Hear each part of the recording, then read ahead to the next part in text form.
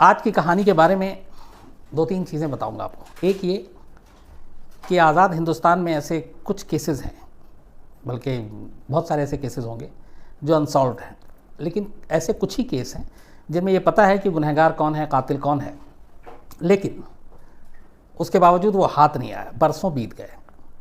आप ऐसे तो और भी बहुत सारे मामले हैं, लेकिन कुछ चीज़ें इस केस को इसलिए अलग करती हैं कि लगभग 35 या 36 साल हो गए, पुलिस को मालूम है कि कातिल कौन है, लेकिन कातिल अभी तक हाथ नहीं आया, और वो भी कत्ल के एक मामले में। दूसरी, जो कातिल है 35-36 साल से एक छलावा बना हुआ है, एक भूत बना हुआ है, वो हाथ नहीं आ रहा है, और जिस कत्ल के इल्ज़ाम में पुलिस उसे ढूंढ रही है वो कत्ल भी बड़ी अजीब वजह के लिए की गई। तो दूसरी चीज़ ये थी। तीसरी है कि उस कातिल की फैमिली में हाल में शादी भी हुई, बाकायदा शादी के कार्ड छपे, और शादी के कार्ड में जब होता है कि मतलब आप हमारे बेटा या बेटी की शादी में आमंत्रित हैं, तो नीचे पेरेंट्स का नाम होता है, तो बाकायदा शादी के कार्ड में भी इस कातिल का नाम है नीचे कि RSVP में। पुलिस शादी जब होती है पूरे घर को घेर के रखती है कि कहीं शायद आ जाए अपने बेटा या बेटी की शादी में। जब जब कोई ऐसा फंक्शन होता है, पुलिस मतलब बरसों पुलिस ने एक घर के ऊपर अपनी नज़रें गड़ा के रखी कि मिल जाए, लेकिन कभी वो हाथ नहीं आया। कहानी केरल की है।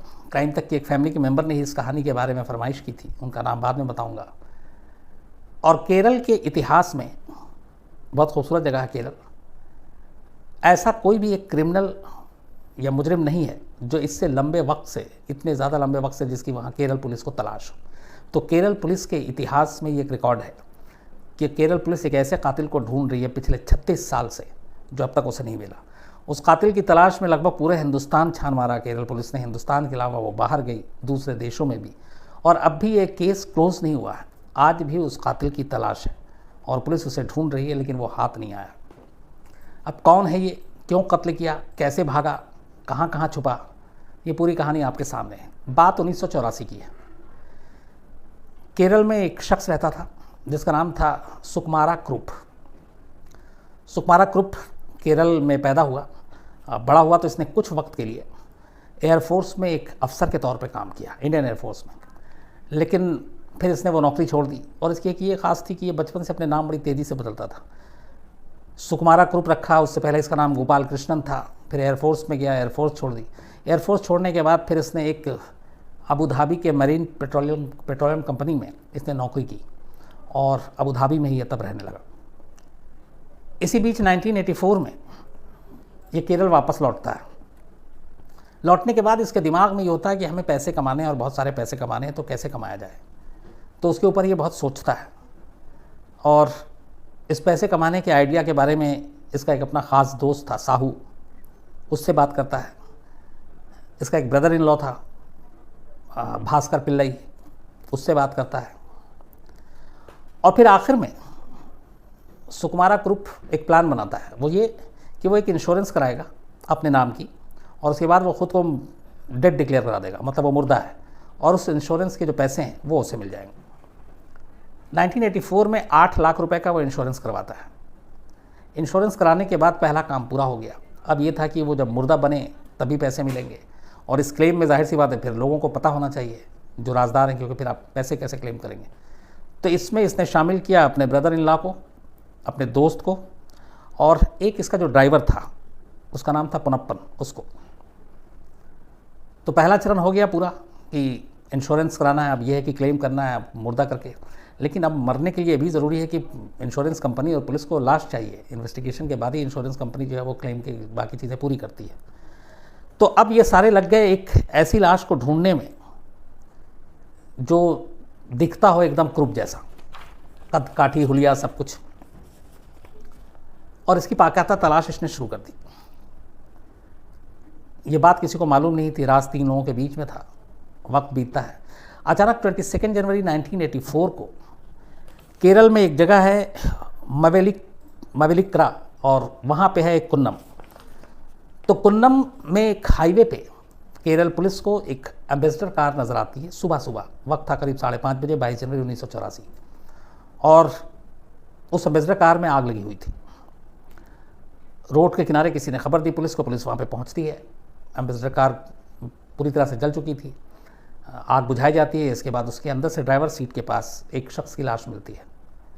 पुलिस लाश को निकाल कर ले जाती है। अम्बेसडर कार की रजिस्ट्रेशन चेक करती है तो पता चला कि ये कार जो है ये सुकुमारा ग्रुप के नाम पे रजिस्टर्ड है। इसके बाद पुलिस लाश को पोस्टमार्टम के लिए भेज देती है और अब यही था कि सुकुमारा ग्रुप की अपनी ही कार के अंदर जलकर मौत हो गई। अब ये पुलिस की पहले दिन की इन्वेस्टिगेशन थी, लेकिन जब वहाँ पे बाकी आईओ जो फिर गए और सीनियर अफसर गए तो उन्होंने कार के पास कुछ चीज़ें देखी जिनसे उसको शक हुआ। एक उन्होंने ये देखा कि एक मैच बॉक्स कार के पास ही सड़क किनारे पड़ी हुई थी। दूसरा उन्होंने देखा कि वहाँ पे एक ग्लव्स या दस्ताना है वो भी पड़ा हुआ था। तीसरा उन्होंने देखा कि सड़क पे पेट्रोल की बूंदों के कुछ निशान हैं दूर तक। तो वो बड़ी अजीब चीज़ें थी। लेकिन खैर इसके बाद पोस्टमार्टम होता है और अगले दिन अखबार में जो है सारी, चूँकि ये तब तक अबू धाबी की कंपनी में काम कर रहा था ग्रुप, तो वहाँ के जितने अखबार थे लोकल, उसमें जो हेडलाइन थी वो ये थी कि गल्फ मलयाली डेड। इसके बाद अगले दिन जब ये सारी चीज़ें आती हैं तो पुलिस को थोड़ा डाउट होता है। उसके बाद शक आता है कि ये जो लाश मिली ये ग्रुप की नहीं है, किसी और की है। और तीसरे दिन क्लियर हो जाता है कि मरने वाला सुकुमार ग्रुप है ही नहीं।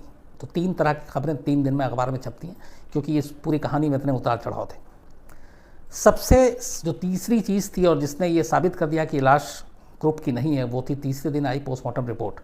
पोस्टमार्टम रिपोर्ट ने बताया कि मरने वाली की पेट में एक तरह का पॉइज़न मिला है। और नंबर 2, चूँकि कार के अंदर जलकर मौत हुई तो उसके अंदर फेफड़े के अंदर वो जो जलने की सारी चीज़ें हैं, वो गैस और वो धुआं वो जाना चाहिए था और मौत की वजह वो होनी चाहिए थी कि दम घुटने से शीशा बंद था और सब सारी चीज़ें। लेकिन मौत की वजह दम घुटना और ये नहीं था, बल्कि मौत की वजह थी कि कुछ उसे पॉइज़न दिया गया था। तो पोस्टमार्टम रिपोर्ट के आने के बाद ये क्लियर हो गया कि यह हादसा नहीं है, ये कोई दुर्घटना नहीं हुआ, बल्कि ये एक मर्डर है। और ये भी हो गया कि इस जो कद-काठी और बाकी चीज़ें थीं वो सुकुमारा ग्रुप से नहीं मिल रही हैं। तो इसका मतलब है कि वो लाश किसी और की थी। तो अब पुलिस 2 चीज़ों को लेकर क्लियर थी। एक कि गाड़ी के अंदर जो आदमी की मौत हुई है वो गाड़ी में जलने से नहीं बल्कि उसको जहर देकर मारा गया। नंबर 2, मरने वाला गाड़ी का मालिक नहीं बल्कि कोई और है। अब सवाल यह था कि मरने वाला फिर कौन है। अब पुलिस ने यहीं से अपनी जांच शुरू की। तो जब पुलिस ने जांच की तो पूरी जो कहानी सामने आई वो ये पता चली कि 21 जनवरी 1984 यानी 22 जनवरी की सुबह लाश मिली थी 5:30 बजे। केरल का ही एक नौजवान था जिसका नाम था चाको। चाको फिल्म देखने गया हुआ था, नाइट शो, और उस शहर में वो वहाँ पे एक थिएटर है कुरुवत्ता, उस थिएटर में उसने पिक्चर देखी। चाको की 1 साल पहले ही शादी हुई थी, उसकी वाइफ प्रेग्नेंट थी और चाको फिल्म इंडस्ट्री से ही जुड़ा हुआ था। वो फिल्म का नुमाइंदा था, फिल्म इंडस्ट्री से ही जुड़े हुए काम करता था। तो वो पिक्चर देखकर लौट रहा था, रात का वक्त था, पैदल ही वो निकल रहा था। उसे लगा था कि कोई पब्लिक ट्रांसपोर्ट मिलेगा।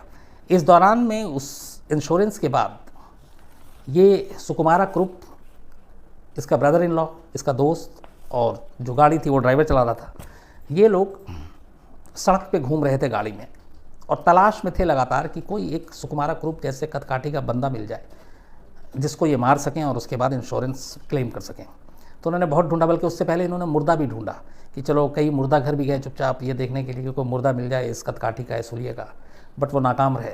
फिर उन्होंने अपने तरह से आदमी को ढूंढना शुरू किया जिसकी शक्ल कदकाठी मिले, नाकाम रहे। इत्तेफाक से उसी रात 21 जनवरी की रात इनको एक बेगर मिला, एक भिखारी, और भिखारी की कदकाठी ठीक ठाक थी, एकदम सुकुमार ग्रुप की तरह ही थी। उन्होंने उसको अपनी गाड़ी में भी बिठा लिया। प्लान यही था कि इसको ले जाके आके वैसे ही मार देंगे। लेकिन पता नहीं क्या हुआ, भिखारी को कुछ डाउट हुआ, कुछ शक हुआ रात को, और अचानक वो गाड़ी से कूदकर भाग गया। अब वो भाग गया, इसके बाद ये भटक रहे थे गाड़ी में, और तभी रास्ते में नाइट शो फिल्म ख़त्म हुई और चाको जो है वो सड़क पे अकेला चला जा रहा था। इन्होंने गाड़ी रोकी, पूछा, लिफ्ट ऑफ़र की। चाको पहले भी कई बार लिफ्ट ले चुका था। वो लिफ्ट ले लेता और उस गाड़ी में बैठ जाता है। जैसे ही वो गाड़ी में बैठता है, गाड़ी कुछ दूर चलती है तो ये पहले से एक कोल्ड ड्रिंक में इन्होंने नशीली दवा और जहर टाइप से मिला के रखी हुई थी। वो ऑफ़र करते हैं चाको को कोई शक नहीं होता है, वो चीज़ पी लेता है। पीते ही अचानक वो बेहोश हो जाता है और लगभग जहर भी था उसमें, तो जहर अपना काम करने लगता है। इसके बाद ये चारों लगभग मर चुके उस चाको को अपनी गाड़ी में लेकर, और जो ग्रुप का ब्रदर इन लॉ था भास्कर पिल्लई, उसके घर पहुंचते हैं। घर ले जाकर गाड़ी से लाश को नीचे उतारते हैं। सबसे पहले वो लाश के सारे कपड़े उतारते हैं। इसके बाद चाको के चेहरे को बुरी तरह से जला देते हैं। जलाने के बाद उसे क्रूप के कपड़े पहनाए जाते हैं। ये सब कुछ करने के बाद फिर लाश को गाड़ी में डाली जाती है और गाड़ी लेकर ये फिर हाईवे पे निकल जाते हैं और एक सुनसान जगह पे देख के पेट्रोल अपने साथ ले गए थे। गाड़ी में पेट्रोल से गाड़ी में आग लगाते हैं, चाको को ड्राइवर सीट पे बैठाते हैं और उसके बाद आग लगाने के बाद ये चारों वहाँ से भाग जाते हैं। उसके बाद सुबह 5:30 बजे पुलिस वहाँ पहुँचती है। तो गाड़ी के रजिस्ट्रेशन और उसके बाद ये सारी चीज़ें और ये कहानी इन्वेस्टिगेशन में पुलिस को पता चलती है। पुलिस अब इन लोगों को ढूंढती है तो इत्तेफाक से जो इसका दोस्त था क्रूप का, साहू, वो पुलिस के हाथ लग जाता है। पुलिस उससे पूछताछ करती है, वो डर जाता है और उसका कोई क्रिमिनल बैकग्राउंड था नहीं पहले, तो वो सारी कहानी बता देता है पूरे इंश्योरेंस के, इस क्लेम की और बाकी चीज़ों की।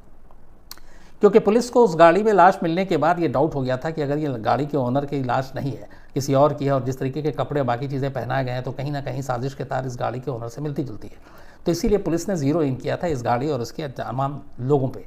तो जब पूछताछ हुई, ये पता चला कि 21 जनवरी की रात को ये तमाम लोग कहाँ थे, क्रूप कहाँ था, तो उसी पूछताछ के बाद घर वालों ने जैसे बताया कि वो अपने दोस्त के साथ था, ब्रदर इन लॉ के साथ था, ड्राइवर साथ में था। तो इन लोगों को एक एक कर पूछताछ करने के लिए पुलिस ने उठाना शुरू किया। साहू जो है वो डर के मारे पुलिस का गवाह बन गया, उसने सारी सच्चाई उगल दी।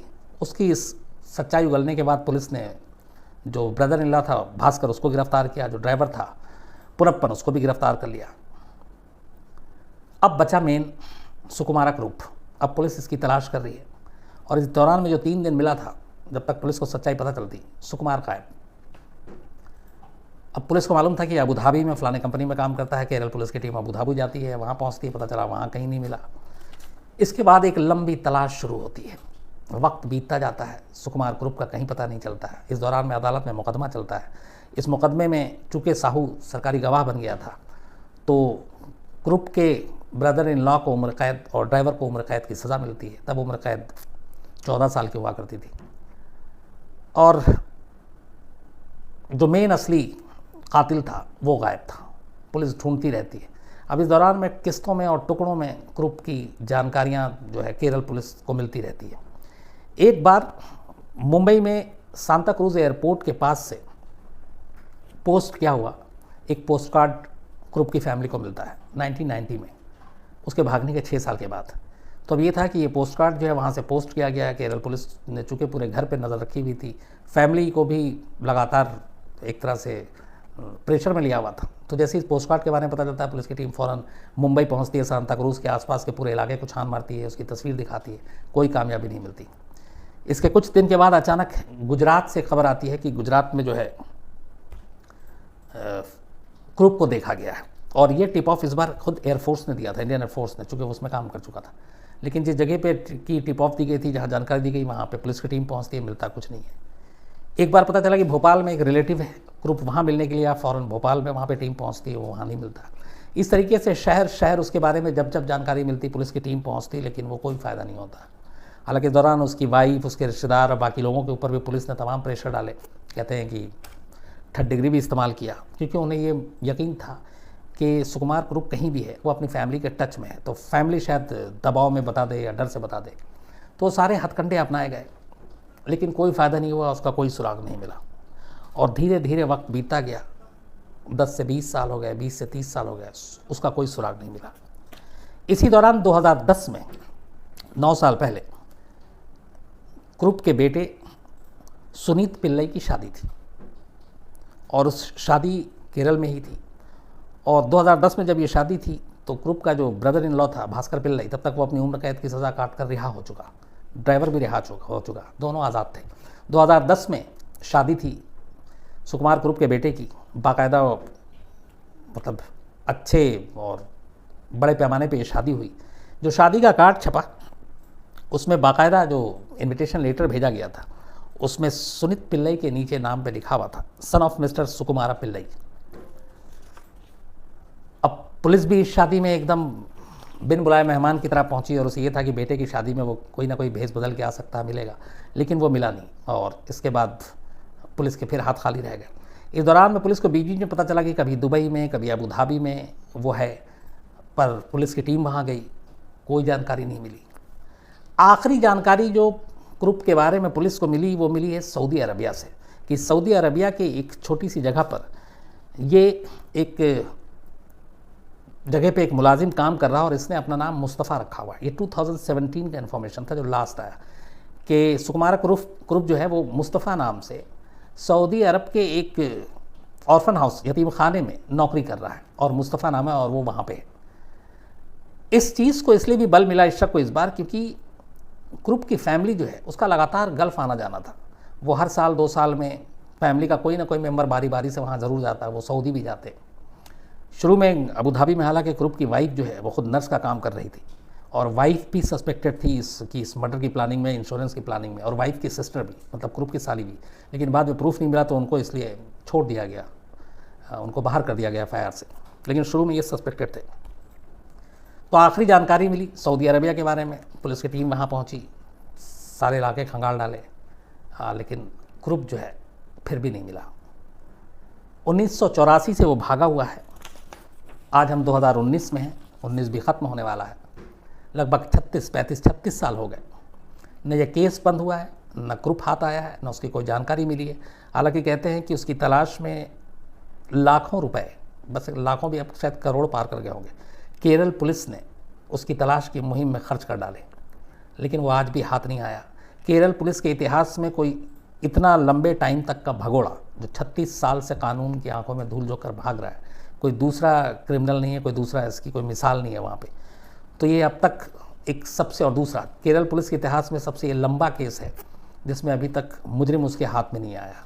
तो कई रिकॉर्ड बना रखे हैं इस ग्रुप ने। तो कहते हैं कि उसकी ये कहानियाँ जब वहाँ लोकल न्यूज़पेपर मैगजीन में छपती हैं, लोकल न्यूज़ चैनल में, तो उसकी इस वजह से सिर्फ कि ये देखो पुलिस को इसने कैसा चकमा दे रखा, 36 साल से हाथ नहीं आया, तो उसकी कई जगहों पे हीरो जैसी भी इमेज बन गई कि ज़हीन है, शातिर है।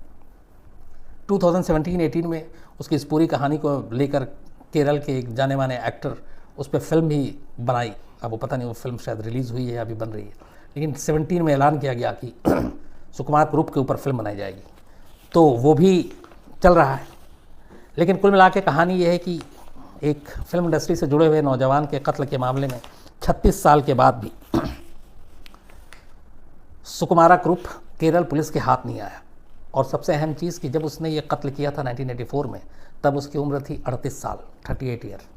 आज अगर उसमें हम जोड़ दें करीब 36 साल, तो अगर अभी वो है और ज़िंदा है तो शायद उसकी उम्र 74 या 75 ईयर हो जाएगी। तो 74-75 साल का हो जाएगा। जाहिर सी बात है बूढ़ा बुजुर्ग हो गया होगा, लेकिन अब भी वो पुलिस को लगातार चकमे दे रहा और पुलिस के हाथ नहीं आया। तो ये थी कहानी केरल के इतिहास में अब तक के सबसे लंबे भगोड़े जिसकी तलाश है पुलिस को, और उसने तमाम चकमा दिया है और वो हाथ नहीं आया। अब मैं आगे सवाल लूँ उससे पहले कुछ नोट करके लेके आया हूँ। एक तो पहले सबसे आप तमाम लोगों को फिर से दिल से शुक्रिया, क्योंकि बहुत सारे मेल आए हैं क्राइम तक फैमिली के 1 मिलियन सदस्य होने के। तो मैं फिर वही कहूँगा, इसके हकदार आप लोग हैं। कुछ मेल हैं जो मैं आपके सामने रखता हूँ। एक असद कमाल हैं, कुछ लोगों ने कुछ सवाल भी किए हैं, वो भी इसी में शामिल है। एक हर्ष अग्रवाल हैं, इन्होंने कोई एग्जांपल दिया नॉर्थ कोरिया, साउथ कोरिया और इंडिया का, कि क्या किसी मुल्क की करेंसी जो है उसके बॉम्ब और न्यूक्लियर बॉम्ब और एटम बम के ऊपर डिपेंड करता है कि वो कितनी मजबूत या कमज़ोर है। तो हर्ष अग्रवाल साहब, ऐसा कुछ नहीं है कि आपके पास बॉम्ब ज़्यादा हैं तो आपके पास आपकी करेंसी मजबूत होगी, आप अमीर हैं। वो सारी बाकी चीज़ों पर डिपेंड करता है। वरना अगर ऐसे ही है तो पाकिस्तान भी न्यूक्लियर कंट्री है, उसके पास इंडिया से ज़्यादा न्यूक्लियर बॉम्ब है कुछ। लेकिन अगर आप उसकी माली हालत देखें तो बहुत बुरी है, करेंसी की हालत भी बुरी है। तो करेंसी की वैल्यू बढ़ती है, आपकी इकोनॉमी कितनी अच्छी है, आपका जीडीपी कितना अच्छा है, उन चीज़ों से। दयान देव एस धोरलट साहब हैं, नाम अगर मैंने सही लिया अगर गलत लिया हो तो माफ़ कर दीजिएगा। ब्रजेश त्यागी जी हैं, ये इन्होंने कहा था कि मैंने वादा किया था कि 1 मिलियन पे अपनी कहानी सुनाऊंगा। ब्रजेश त्यागी जी, मैं पक्का सुनाऊंगा, सही वक्त को, बस सही वक्त का इंतज़ार कर रहा हूँ। धीरज चौहान है, इनका कहना है कि भोपाल गैस त्रासदी पे मैंने जो स्टोरी सुनाई थी उसमें सीईओ जो एंडरसन था उस वक्त भोपाल में उस प्लांट का, वो गायब हो गया, भाग गया था, उसको जाने दिया गया था सरकार की तरफ से। लेकिन उस हादसे के लिए सीईओ कैसे जिम्मेदार हो सकता है, वो किसी मुलाजिम या टेक्नीशियन या बाकी की गलती होगी। धीरज चौहान साहब, यहाँ पे थोड़ी सी आपको मैं बता दूँ कि बेशक सीईओ जिम्मेदार डायरेक्ट नहीं होता, लेकिन यहाँ पे इसलिए एंडरसन डायरेक्ट जिम्मेदार था क्योंकि वहाँ के फैक्ट्री के जितने वर्कर थे और जो सुपरवाइज़र तमाम लोगों ने कहा था कि ये जो इथाइल मिथाइल और जो बाकी ख़तरनाक वहाँ पे जानलेवा गैस है उसके रख रखाव में लापरवाही बरती जा रही है, मरम्मत की ज़रूरत है, कुछ उसमें नई मशीनों की ज़रूरत है। और पैसे बचाने के लिए तब जेम्स एंडरसन थे, उन्होंने उसके सुझाव को नहीं माना। इवन कई जो एक्सपर्ट थे जो उस चीज़ को हैंडल कर सकते थे, उनकी सैलरी ज़्यादा थी, उनको बाहर कर दिया और कम पैसे पे जिनको ज़्यादा ज्ञान नहीं था उनको रख लिया। तो इस लापरवाही की वजह से और पैसे ना खर्च करने की वजह से ये भोपाल गैस ट्रेजेडी हुई थी। तो इसलिए इसके लिए डायरेक्टली जो है एंडरसन जिम्मेदार था। अंशुमन सिंह हैं, AR क्लासेस से भी इन्होंने लिखा है। एक और मैं बताता हूँ, एक किसी ने आज मेल लिखा है कल और बड़ा एक अजीब सा सुझाव भी दिया कि मैं एक जैसे क्राइम तक है एक किट तक खोलूँ और बच्चों को कहानियाँ सुनाऊँ। सच्ची नहीं तो मुझे लगा शायद जैसे मैं चीनी को सुनाता था अब तक लगातार वैसी कहानियाँ फर्जी, लेकिन सुझाव अच्छा लगा मुझे, थैंक यू। रोहित राय हैं, चिराग के गौडसे हैं, इरफान शेख हैं, सुशांत सिंह हैं, इसके अलावा प्रिया सेन हैं, इनके भांजे जो है आकाश हैं, थैंक यू वेरी मच आप लोगों का। रंजना सक्सेना है, इन्होंने कहा कल मैंने अपनी टीम की पोल खोली पर मैंने अपनी खुद की नहीं खोली कि मैं क्या करता हूँ। रंजना जी कभी जब कहानी सुनाऊंगा तब खुद की अपनी पोल खोल दूंगा। पवन कंडारी हैं, इनका कहना है कि आजकल मैं कहानियाँ शॉर्ट करने लगा हूँ। ऐसा नहीं है, कहानी के ऊपर डिपेंड करता है, कुछ कहानियाँ लंबी हो जाती हैं, कुछ छोटी रह जाती हैं। करिश्मा उड़ेसी गोहिल हैं, मोहम्मद ज़करिया, आदित्य प्राशारी, गुलजार अहमद हैं, ये कतर से हैं शायद, और इनकी दोस्त हैं डॉक्टर ज़ैनब शफ़ी मीर, ये गंगाराम हॉस्पिटल में डॉक्टर हैं और इनका बर्थडे है 12 सितंबर को। और शायद गुलजार अहमद आए थे इस बार तो मुलाकात नहीं की, तो डॉक्टर ज़ैनब शफ़ी मीर उनसे नाराज़ हैं, तो उन्होंने कहा कि आप विश कर देंगे तो उनकी नाराज़गी दूर हो जाएगी। तो doctor Zainab Shafi Mir happy birthday आपको एडवांस में, और गुलजार साहब से नाराज़ ना हो आप। इसके अलावा मनोज शर्मा एंड फैमिली हैं कनाडा से, इन्होंने भी 1 मिलियन फैमिली होने पे बहुत दिल से मुबारकबाद दी, thank you very much Manoj Sharma साहब। डॉक्टर इंतसाफुल हक, ये मैं शायद गलत पढ़ रहा हूँ, इंतसाफुल हक हैं ये डॉक्टर। स्वामी ओम के बारे में इंतसाफुल हक साहब ने पूछा कि आप इनके बारे में मतलब ये किस टाइप के बाबा हैं, क्या है। तो कभी मैं स्वामी ओम के बारे में आपको ज़रूर सुनाऊंगा पूरी कहानी डिटेल में। इनके मिश्रा हैं, नीरज यादव हैं, और इनका कहना है कि आजकल ये लखनऊ से हैं, सफ़र पे जाते हैं तो कहानी से वक्त कट जाता है। इसके अलावा प्रसन्ना कुमार हैं, यही वो प्रसन्ना कुमार हैं जिन्होंने आज की कहानी की फरमाइश की थी, ग्रुप की कहानी जो अभी आपने सुनी। तो thank you very much Prasanna इस कहानी को बताने के लिए। सौरभ अनंत हैं, इसके अलावा राज सुरेश कुंभर हैं, अभिजीत लट्ठे हैं और पंडित सुरेश चंद्र शर्मा जी हैं। तो तमाम आप लोगों का शुक्रिया जो कुछ आपने लिखा, थैंक यू वेरी मच। अब आसिम सर, अभिजीत दलीपा जी बोले सर, क्या आपको लगता है कि वो भागा नहीं होता तो अब तक आज़ाद हो जाता? अभिजीत जी बिल्कुल, अगर जैसे बाकी के जो 2 लोगों को उम्र कैद की सज़ा हुई थी सारे सेक्शन वही लगे थे, क्योंकि 120 भी था, 302 भी था, और उस वक्त के हिसाब से फिर 14 साल में वो बरी भी हो जाता। लेकिन अगर देखें तो 10 या 30 चाहते हैं, लगभग 2-4 साल के बाद तीसरी उम्र कैद हो जाएगी। अगर उस वक्त के हिसाब से 14 ईयर्स लेके चलते तो उस वक्त होता तो अब तक वो आज़ाद होता। लेकिन जाहिर सी बात है कि पिछले 36 साल से वो कानून को चकमा देकर भागा हुआ है, और केरल पुलिस बेचारी लगातार अब भी ढूंढ रही है और केस क्लोज नहीं किया है। सर, शिरीष जी मुगल से जिसको मारा था उसकी फैमिली का क्या हुआ? और इस स्टोरी में भी ऐसा लग रहा है कि वो किलर नहीं एक हीरो है। शिरीष जी जिसको मारा था, मैंने आपको बताया कि वो केरल में जो फिल्में बनती हैं उसका एक रिप्रेजेंटेटिव थे, और फैमिली साल भर पहले शादी हुई थी और उस वक्त बीवी प्रेग्नेंट थी जब उसका कत्ल किया गया था। इतनी पूरी जानकारी है। सर, गोवर्धन जी बोला केरला पुलिस ने ये केस सीबीआई को क्यों नहीं हैंडओवर किया? गोवर्धन जी यहाँ पे 2 चीज़ें हैं, केरला पुलिस ने सीबीआई को क्यों नहीं हैंड ओवर किया, तो इसको एक चीज़ बता दूँ। आमतौर पे उन केसों को आप दूसरी एजेंसियों को या अपने से बड़े स्मार्ट एजेंसियों को केस सौंपते हैं जो केस सॉल्व ना हो। यहाँ इशू ये नहीं है कि केस सॉल्व नहीं हुआ, केस तीसरे दिन ही सॉल्व हो गया, कातिल सामने था, मोटिव सामने था, लेकिन यह है कि कातिल भागा हुआ था। तो किसी भागे को पकड़ने के लिए केस किसी दूसरी एजेंसी को नहीं सौंपी जा सकती है। हाँ, अब चूँकि इंडिया के जुरिस्डिक्शन से बाहर है और वो अगर बाहर गया हुआ है तो उसमें केरल पुलिस भी कुछ नहीं कर सकती।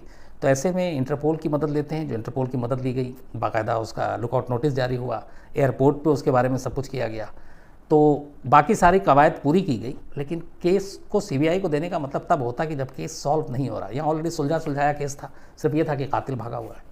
सर, अमन कुमार बोल रहा है अगर अब वो पकड़ा जाता है तो उसकी सज़ा में क्या बदलाव होगा? अमन कुमार जी, अगर वो पकड़ा जाता है तो मुझे लगता है कि जो उस वक्त उसने जुर्म किया था जो आईपीसी और उस वक्त उसकी सज़ा थी लागू तो वही होगी, लेकिन इतने सालों तक भागने के लिए, कानून से भागने की सज़ा फिर उसको और अलग से मिलेगी। सर नीलकंठ शुक्ला है बोला सर, क्राइम करने वाले ज्यादातर नादान लोग होते हैं, जो लोग समझदार होते हैं वो कभी ऐसी बेवकूफ़ी नहीं करते। नादान लोग सोचते हैं क्राइम करके बच जाएंगे और यही उनकी नादानी होती है। हाँ, नीलकंठ शुक्ला जी, मैं थोड़ा सा आपसे आधा असहमत हूँ कि क्राइम करने वाले नादान होते हैं। जो क्राइम अचानक हो जाए, जिसकी कोई साजिश न रची गई हो, जो प्री प्लान ना हो, वो तो आप मान के चलिए नादानी में हो गई। लेकिन अगर मैं ये सोचूं कि मुझे किसी को किडनैप करना है, मुझे उसको मारना है, मुझे उससे पैसे वसूलने हैं, तो जहाँ दिमाग में साजिश और ऐसी चीज़ें घूमने लगे, वहाँ फिर नादानी नहीं होती।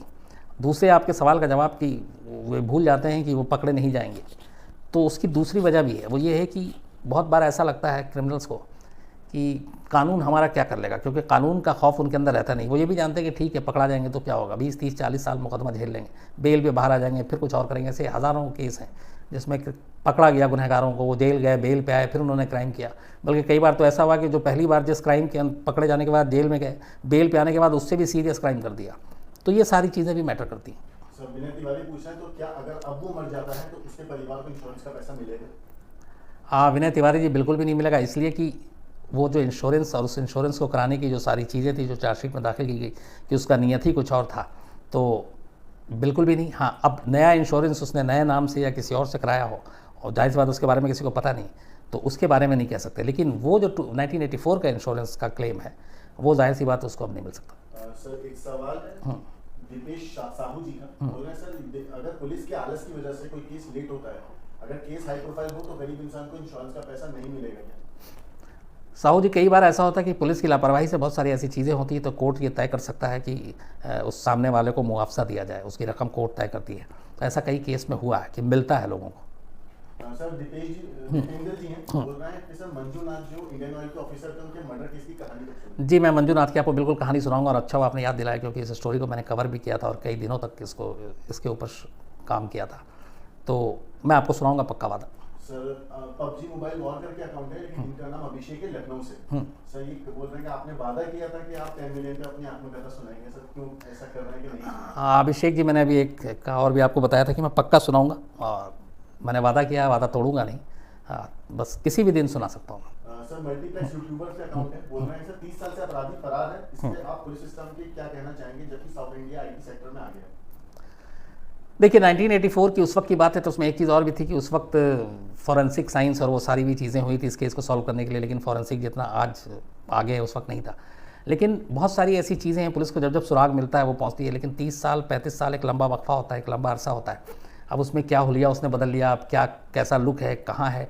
एक चीज़ केरल पुलिस ये यकीन करती है कि वो हिंदुस्तान में नहीं है, हिंदुस्तान के बाहर ही है, और बाहर में भी ये है कि वो कहीं ना कहीं गल्फ़ में है। तो लेकिन अब कहाँ है, किस नाम से है, किस हुलिये से है, ये बड़ा मुश्किल है ढूंढना पुलिस के लिए।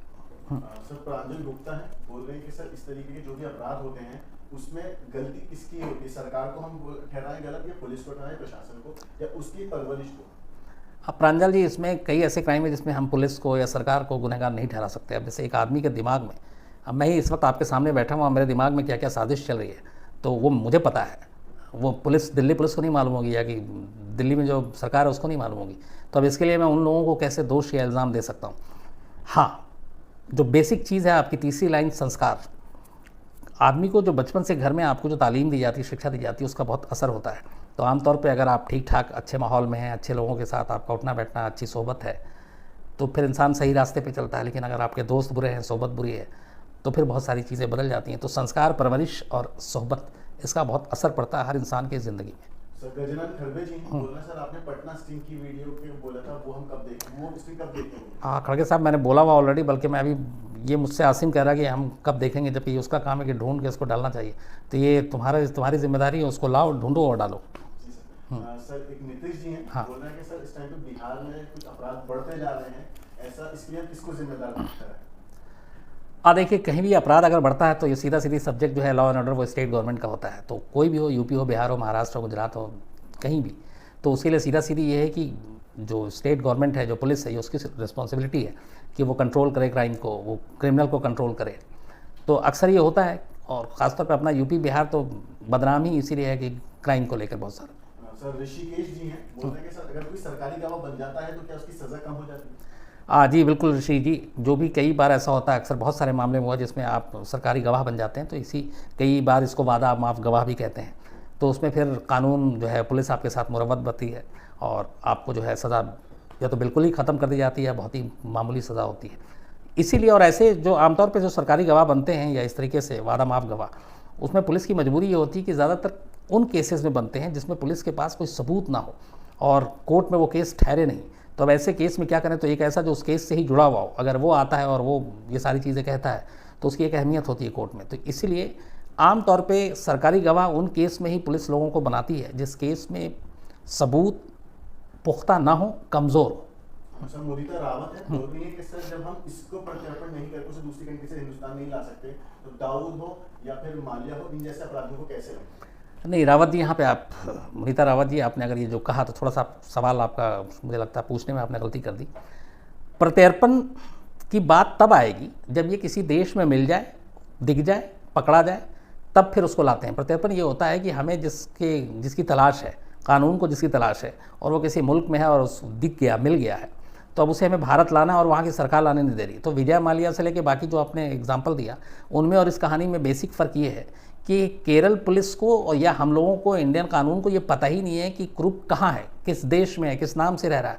तो जब उसके बारे में उसका लोकेशन नहीं मालूम है तो फिर प्रत्यर्पण किसका करेंगे। सर अदिति जी हैं, अदिति जी ये बोल रही है कि सर अभी इसकी लास्ट लोकेशन क्या पता चलेगी भारत की खुफिया एजेंसी को या सरकार? अदिति जी, जो आखिरी 2017 में पता चला था कि सऊदी अरब के एक छोटा सा कोई इलाका है, वहाँ पे एक यतीम खाने में ये नौकरी कर रहा है मुस्तफ़ा नाम रखकर, और इसके बारे में बाकायदा यहाँ से केरल की पुलिस की टीम गई थी, इंटरपोल की मदद ली थी। लेकिन वहाँ जाने के बाद जब इंक्वायरी हुई, पूछताछ हुई, सारी चीज़ें हुई, तो ये इन्फॉर्मेशन में भी गलत निकला। मुस्तफ़ा नाम का शख्स कोई और था, ग्रुप नहीं था। विकास नेगी जी हैं, बोल रहे हैं कि सर हम आपको लाइव एक साल से देख रहे हैं, अब आपको रूबरू देखने का मौका कम मिल रहा है। कौन है? विकास नेगी। विकास नेगी जी, कभी भी क्या, बिल्कुल आप कहानियाँ सुनते हैं, जब कभी मौका मिलेगा हम लोग रूबरू भी होंगे, आमने सामने भी बात करेंगे। बल्कि बहुत सारे लोग ऐसे हैं जो दिल्ली आसपास में हों या दिल्ली प्रोग्राम में, शायद साहित्य आज तक कब शुरू हो रहा है? नेक्स्ट वीक अक्टूबर में साहित्य आज तक शुरू हो रहा है, जो हर साल होता है। अब तो ये 2-3-4 सालों से फीचर हो चुका है। तो 3 दिन का होगा दिल्ली में, और क्योंकि उसमें वहाँ पे भी मुझे कई सेशन करने होते हैं, तो साहित्य, और मैं सुनता भी हूँ बहुत सारे लोगों को, कई अपने शायर वहाँ आते हैं, कुछ सिंगर आते हैं, तो इन लोगों का परफॉर्मेंस देखना अच्छा लगता है, शायरी सुननी अच्छी लगती है। तो साहित्य आज तक में अगर आप लोग दिल्ली आसपास के हों तो आइएगा, वहाँ पे पक्का मुलाकात होगी आपके साथ। सर उर्मिला जी हैं, उर्मिला पोखरिया, सर ये बोल रही 70 के दशक में एक जैन हत्याकांड हुआ था, उसके बारे में आप कुछ रोशनी डालें। उर्मिला जी, मुझे एग्जैक्ट नहीं मालूम कौन सा वाला जैन हत्याकांड, अगर आप डिटेल मुझे मेल कर देंगे तो मैं पक्का आपको सुनाऊंगा। सर नियाज जी हैं, नियाज ठाकुर, सर बोला आपको सलाम कर रहा हूँ ताई जी, आदाब। नियाज साहब आदाब। इतने टाइम से मैं स्टोरी देख रहा हूँ, स्टोरी सुन के बहुत सुकून मिलता है, शुक्रिया। थैंक यू वेरी मच नियाज साहब, आपका भी स्टोरी सुनने के लिए। सर अभिजीत जी हैं, बोल रहे हैं कि सर आपने अपनी क्राइम टेक की टीम को कोई टारगेट दिया था 10 लाख का, या आने वाले टाइम में कोई टारगेट देंगे? नहीं, मैं फिर वही है कि जर्नलिज्म में और बाकी जो चीज़ें हैं उसमें फ़र्क नहीं रहेगा। ये आमतौर पे बहुत सारे ऐसे MNCs और वहाँ हैं जहाँ पे आपको टारगेट दिया जाता है, हर एक को। मार्केटिंग में ख़ास तौर पे टारगेट दिया जाता है, हमारे यहाँ भी जो मार्केटिंग डिपार्टमेंट है उनको टारगेट दिया जाता है, और वो जब टारगेट अचीव करते हैं तो उनको बाकायदा वर्ल्ड टूर पे ले जाया जाता है, अलग अलग US से लेके यूरोप से लेके ऑस्ट्रेलिया घुमाया जाता है। तो ऐसे 2-4 उसमें हम लोग भी मार्केटिंग के साथ घूम कर आ गए, ऑस्ट्रेलिया हुआ है, रोम हुआ है, और भी पता नहीं कहाँ का। तो मैं क्राइम तक की टीम को कोई टारगेट नहीं है, लेकिन हाँ, हौसला बढ़ाने के लिए हम लोगों ने एक फ़ैसला किया था। अमित सिंह जो कल आए नहीं, शर्मा कर पता नहीं क्यों आए आते बाकी, कि तुम लोग अगर अच्छा करोगे, और इन्होंने ये फिक्स किया था कि हम इतने दिन में ये इतनी फैमिली हमारी इतनी बड़ी हो जाएगी, तो फिर मैंने कहा था कि ठीक है, तुम लोगों को गोवा भेजूंगा घूमने के लिए, तो ये लोग शायद जल्दी गोवा जाएँ घूमने के लिए। सर शमशेर सिंह, दीपक, आसिम, वर्णिता और रितेश से आपकी मुलाकात नहीं, किसी दिन रितेश से मुलाकात करेंगे। वो जो पूरा वीडियो जो है वो एडिट करते हैं, वो रितेश ही करते हैं, तो एक दिन मैं बुलाऊंगा, उनको ही मिलाऊंगा। तो ये लोग अभी गोवा में जाकर कुछ ऐश करेंगे 2-3 दिन, और फिर वापस आएंगे। सर शमशेर सिंह विकी हैं, बोल रहे हैं सर अगर कोई क्रिमिनल इंडिया में क्राइम करके भारत से बाहर निकल जाए तो क्या उसे पुलिस फौरन पकड़ सकती है, या यूरोप या दूसरी कंट्रीज की रिक्वेस्ट करनी पड़ेगी? अगर कोई कंट्री क्रिमिनल जो है कंट्री छोड़ के भाग जाता है तो फिर पुलिस का जुरिस्डिक्शन ख़त्म हो जाता है। पुलिस स्टेट तक ही अपने सीमित होती है। फिर यहाँ पे एक दूसरा लॉ चलता है, और वो है कि आपको इंटरपोल का एक्चुअली पूरा जो होता है इंटर पुलिस होता है एक तरह से। तो हर जो कंट्री की सबसे बड़ी एजेंसी होती है, जांच एजेंसी, वो इंटरपोल का मेंबर होता है। जैसे अपने यहाँ देश की सबसे बड़ी जांच एजेंसी सीबीआई है, तो इंटरपोल का मेंबर जो है वो सीबीआई होता है। तो कोई भी पुलिस जिसका एक क्रिमिनल, जैसे इसी का एग्जांपल ले लें कि अगर ग्रुप के बारे में पता चला है कि सऊदी अरब में है, तो केरल पुलिस डायरेक्ट अपना पिस्टल लेके सरकारी और सऊदी अरब नहीं जा सकती है, उसको इंटरपोल की मदद लेनी पड़ेगी। अब इंटरपोल की मदद कैसे लेगी? वो सीबीआई के पास अपील करेगी, सीबीआई को वो कोर्ट के सारे दस्तावेज दिखाएगी कि ये वांटेड है, ये इस मर्डर में है, पूरा क्राइम उसको बताना पड़ेगा। सीबीआई जो है उसको इंटरपोल को भेजेगा, इंटरपोल को कहेगा कि हमारी कानून को तलाश है, ये भगोड़ा है और ये ऐसे ऐसे सऊदी अरब में देखा गया। देन इंटरपोल, सऊदी अरब भी चूँकि इंटरपोल का मेंबर है, वो उसके चीफ को इन्फॉर्म करेगी कि ऐसे ऐसे आपके यहाँ है, तो इंडिया से इनकी जो अपनी जो पुलिस है वो यहाँ आएगी, आप उसको पकड़ने में मदद कीजिए। तो इन कागजी कार्रवाई के बाद आप जाकर पकड़ सकते हैं। सर नीतीश त्यागी बोल रहे हैं कि सर काफी टाइम हो गया किम जोंग उनकी कोई चीज हम लोगों ने वारदात पे नहीं देखी। अरे नीतीश जी, मैं भी बड़ा इधर मिस कर रहा हूँ किम जोंग उनको, बल्कि ज़माना हो गया, इधर वारदात में भी स्टोरी नहीं की, एक वक्त में तो बहुत सारा कर रहे थे, बल्कि किम जोंग उन नहीं बोलना चाहिए, मार्शल किम जोंग उनको मिस कर रहा हूँ। अब वो कुछ ऐसी हरकत करें तो फिर बनाता हूँ जल्दी पूरी उनकी कहानी। सर गजराज जी बोले सर पुलिस चाहे तो क्रिमिनल, सर पुलिस चेहरा मीडिया में दिखा दे ताकि गुनहगार पकड़ा जाए। गजराज जी, पूरे मीडिया में हर जगह, हर अखबार में, सब जगह सीरियल भी बन चुकी है, ग्रुप की तस्वीरें पब्लिश हो चुकी हैं, अब तो फिल्म भी बन रही है, लेकिन वही है कि वो हाथ नहीं आया और पुलिस ये मान के चलती है कि वो इंडिया में है ही नहीं। चलो लास्ट, चालान कटने का एक सिलसिला चालू है, आपका तो कोई चालान अभी तक नहीं कटा? राजीव जी नहीं, मेरा बिल्कुल चालान नहीं कटा, बल्कि आजकल एक ऐप आ गया जिसमें आपके पुराने हिस्ट्री भी बताते हैं कि आपका कोई पुराना कहीं चालान तो नहीं कट गया, क्योंकि आज चालान आजकल सिर्फ सड़क पे नहीं कटता, कैमरे में भी आपका आ गया और घर पे नोटिस आ जाता है। लेकिन मेरा अब तक का ये है कि बिल्कुल नीट एंड क्लीन है, एक भी चालान नहीं है, और मैं अपने कागजात पूरे रखता हूँ, चाहे वो ड्राइविंग लाइसेंस हो, आरसी हो, या फिर इंश्योरेंस हो, पॉल्यूशन सर्टिफिकेट हो, तो और सीट बेल्ट बांधता हूँ। इसके अलावा रैश ड्राइविंग बिल्कुल नहीं करता। तो ये सारी चीज़ें हैं, और अगर आप ये सारी चीज़ें कर लें तो फिर ये चालान और इन चीज़ों का डर नहीं होता, क्योंकि पुलिस वाली पहली नज़र कब होती है किसी को जब पकड़ता है? पहली चीज़, अगर आप कार में जा रहे हैं तो सीट बेल्ट पहनी है कि नहीं। अगर सीट बेल्ट नहीं पहनी तो समझिए कि आपके एक इस जुर्म के चक्कर में 5, 6, 7 और आपके पोल खुल जाएंगे। तो अगर आपने सीट बेल्ट बांधी है, आप ट्रैफिक जो लाइट है उसके हिसाब से चल रहे हैं, रेड पे आप क्रॉस नहीं कर रहे हैं, तो कोई भी ट्रैफिक पुलिस वाला हाथ देके आपकी गाड़ी को कभी नहीं रोकेगा। उसी तरह बाइक पे अगर आपने हेलमेट पहन रखी है, रेड लाइट जम नहीं कर रहे हैं, तो कोई भी पुलिस वाला नहीं रोकेगा। दिल्ली में हर दिन मतलब 40 से 50 या 60 लाख गाड़ियाँ आती जाती हैं सड़कों पे, तो अब आप ये सोचिए, और इनके ऊपर होते हैं मुश्किल से कितने 5000 ट्रैफिक पुलिस वाले, तो 40 लाख गाड़ियों को हर दिन जो सड़क पर उतरती हैं 5000 पुलिस वाले कैसे रोक सकते हैं? तो इसीलिए उनका काम ये होता है कि देखते हैं कि कौन खतरनाक गाड़ी चला रहा है, किसने सीट बेल्ट नहीं पहन रखी है। कई बार ऐसा भी होता है कि आप सीट बेल्ट नहीं पहने हुए और आपके पीछे वाले भी 2-3 ने नहीं पहनी कार में, बट वो एक ही को हाथ देके जब तक उससे निपटते हैं बाकी 2 निकल जाता है। तो अगर इन चीज़ों को फॉलो करें तो फिर डरने की कोई ज़रूरत नहीं है।